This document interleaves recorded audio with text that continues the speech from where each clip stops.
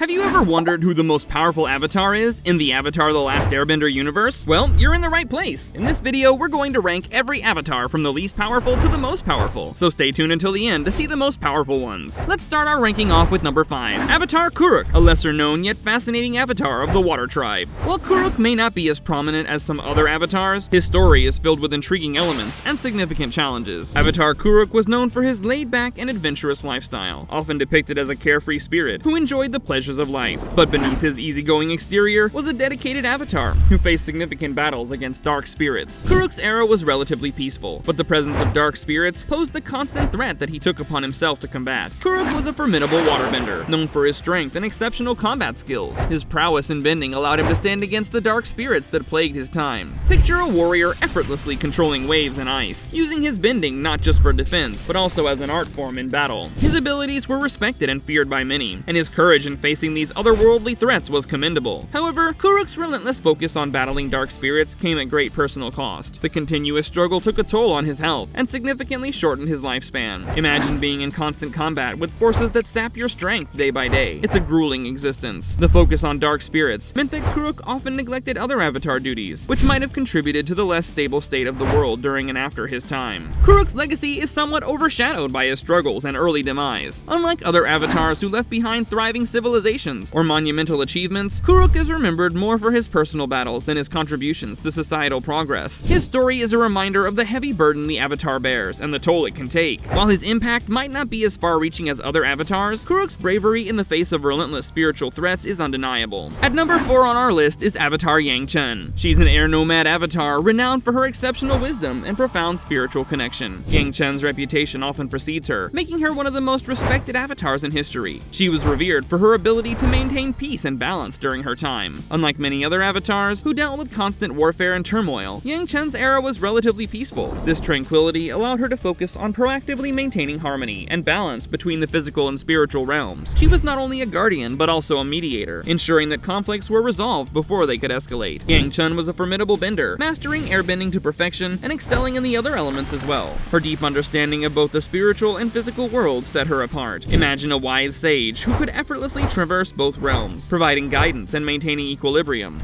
Chun's spiritual insight was unparalleled, enabling her to foresee potential disruptions and address them before they became major issues. In The Legend of Korra, Tenzin often references Chun, highlighting her as the gold standard for avatars. While Chun's time saw relative peace, this allowed her to focus extensively on maintaining balance proactively. Her tenure did not test her in the same way other avatars were tested by war and widespread chaos. This lack of external conflict might be seen as a weakness, as she did not face the same immediate pressures. However, her proactive approach meant that she constantly worked behind the scenes, a vigilant guardian ensuring that peace was preserved. Chun's legacy is highly respected. She's often considered the ideal avatar, embodying the perfect balance of power, wisdom, and spirituality. Her proactive approach and dedication to harmony left an indelible mark on the world. Her teachings and actions continue to inspire future generations, proving that her influence extends far beyond her own lifetime. At number 3, we have Avatar Roku. He's a pivotal figure from the Fire Nation, whose story is deeply intertwined with the history of the 100-Year War. Roku was the predecessor to Aang, and played a crucial role during the early stages of Fire Lord Sozin's rise to power. His life was marked by a close friendship with Sozin, which eventually turned into one of the greatest tragedies in Avatar history. Roku's journey is chronicled in Avatar: The Last Airbender, where his story serves as both a lesson and a warning to future avatars. Roku was incredibly skilled in all 4 elements. His firebending was naturally powerful, given his Fire Nation heritage, but he also mastered water, earth, and airbending with remarkable proficiency. Roku's sense of duty was unwavering. He took his role as Avatar very seriously, striving to maintain balance and peace. A prime example of his power and dedication is seen when he confronts the volcano threatening his home. With great effort, he manages to control the eruption, showcasing his immense power and commitment to protecting his people. Roku's wisdom and experience also made him a valuable mentor to Aang, guiding him through spiritual means. Despite his formidable abilities, Roku's greatest weakness was his inability to prevent the rise of Fire Lord Sozin. His close relationship with Sozin clouded his judgment, leading to hesitation and missed opportunities to curb Sozin's growing ambition. This is poignantly illustrated in the episode The Avatar and the Fire Lord, where Roku's reluctance to end Sozin's plans when he had the chance ultimately led to the devastating 100-Year War. It's like knowing a storm is coming, but not closing the windows in time. Roku's inability to act decisively had far-reaching consequences. Roku's legacy is a complex one. On one hand, he made significant contributions to maintaining balance during his tenure, and left a lasting impact through his mentorship of Aang. His efforts to guide Aang from the spirit world provided crucial wisdom and support. However, Roku's inability to stop Sozin marks a critical failure in his tenure as Avatar. This failure allowed the Fire Nation to plunge the world into a century of war and suffering. Moving forward, we look at the Avatar who brought an end to the 100-Year War. At number 2, we have Aang. Aang was an air nomad who, despite his youthful and carefree nature, bore the immense responsibility of ending the 100-Year War. After being frozen in an iceberg for a century, Aang awakened to a world in turmoil and quickly understood the gravity of his role. His journey from a fun-loving kid to a world-saving hero is nothing short of remarkable. Aang was a prodigy in airbending, showing mastery and creativity beyond his years. His natural agility and inventive techniques made him a formidable airbender. But what truly set Aang apart was his ability to quickly master the other 3 elements, water, earth, and fire, under extraordinary pressure. His use of the Avatar state, which allowed him to channel the power and wisdom of all the previous Avatars, was extremely powerful. A key moment demonstrating his strength is the final battle against Fire Lord Ozai, where Aang, even without wanting to kill, managed to neutralize Ozai's threat using energy bending, a skill he learned just in time. It's like bringing a knife to a gunfight, but winning because you know Kung Fu. Aang's pacifist nature, rooted deeply in his air nomad upbringing, sometimes made it hard for him to make the tough decisions required of an Avatar. This was especially evident when he had to confront the idea of taking Fire Lord Ozai's life to end the war. Aang's struggle with this moral dilemma highlighted his inner conflict between his responsibilities as the Avatar and his personal beliefs. Imagine being in a position where you have to choose between your deepest values and the greater good. It's a tough spot. Aang's legacy is monumental. He ended the 100-Year War, bringing peace and balance to a war-torn world. After the war, Aang, along with his friends, founded Republic City, a place where benders and non-benders from all nations could live together in harmony. This city became a beacon of peace and unity, embodying Aang's vision for a better world. His legacy also includes the Air Acolytes and the restoration of the air nomad culture, ensuring that his heritage lived on. And finally, we reach the Avatar known for her exceptional strength and lasting influence. At number 1, we have Koshi. She was an Earth Kingdom Avatar who lived for over 230 years, making her the longest living Avatar in history. Her life spanned many eras, giving her a unique perspective and the time to make a profound impact. Born in the village of Yokoya, Koshi faced numerous challenges from an early stage, shaping her into a resilient and determined leader. Koshi was a master earthbender, but her skills didn't stop there. She also excelled in firebending and was proficient in water and airbending. One of her most legendary feats was the creation of Koshi Island. To protect it from invaders, she used her immense power to separate a portion of the mainland, forming an island. This act not only demonstrated her unparalleled bending skills, but also her strategic mind. Koshi was also the founder of the Koshi Warriors, an elite group of female fighters who upheld her principles of justice and protection. These warriors became a symbol of strength and honor, continuing Kyoshi's legacy long after her death. In Avatar: The Last Airbender, we see the Koshi Warriors in action, showcasing their exceptional combat skills and unwavering loyalty to Kyoshi's ideals. Despite her strength, Kyoshi's methods could be ruthless. She believed in achieving justice and balance by any means necessary, which sometimes led to morally ambiguous decisions. For example, when faced with threats, she didn't hesitate to use lethal force if it meant protecting the greater good. This uncompromising approach often placed her in difficult moral dilemmas, where the lines between right and wrong were blurred. It's like being the strict principal who enforces rules with an iron fist. Effective, but sometimes feared more than loved. Kyoshi's legacy is profound and multifaceted. She not only created a warrior culture that thrived for centuries, but also had a significant political impact. Her decisions and actions during her life continued to shape the Earth Kingdom long after her death. The Koshi warriors, with their distinctive makeup and armor, remain a testament to her influence, embodying her ideals of justice, strength, and honor. In The Legend of Korra, Kyoshi's legacy is frequently referenced, highlighting her lasting impact on the Avatar world. Her autobiography, written by her followers, provides invaluable insights into her philosophies and decisions, further cementing her place as a legendary figure. And there you have it. Each Avatar brought something unique to their role, contributing to the balance of the world in different ways. While power levels can be debated, the true measure of an Avatar's greatness lies in their impact and legacy. Who do you think is the most powerful Avatar? Let us know in the comments below. Are you curious about the strongest Avatars in Avatar and The Legend of Korra? Well, that's the subject of this other video. In the meantime, click on this other cool anime video to watch it. Go ahead, click it.